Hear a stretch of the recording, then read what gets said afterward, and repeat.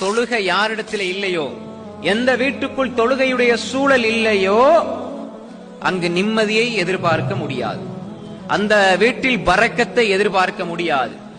தொழுகையை தொழாமல் ஒரு பிள்ளையை நீங்கள் படிக்க வைக்கிறீர்கள் என்றால், சாப்பாடு உணவு கொடுக்கிறீர்கள் என்றால், அந்த பிள்ளை வேணுமென்றே தொழுகையை விடுகிறது. ஆனால் நீங்கள் இந்த பிள்ளை படிச்சால் போதும் என்று உணவு கொடுக்கிறீர்கள் என்றால், ஒரு வகையில் இது பாவம். தொழாத காபிருக்கு நீங்கள் உணவு கொடுக்கிறீர்கள். அல்லாஹ்வுக்கு மாறு செய்கிற வேண்டுமென்றே தொழுகையை விடுகிற ஒரு காபிரை நீங்கள் உருவாக்குகிறீர்கள். தொழுகையை விடுவதற்கு ஒருபோதும் நீங்கள் அனுமதித்து விடக்கூடாது.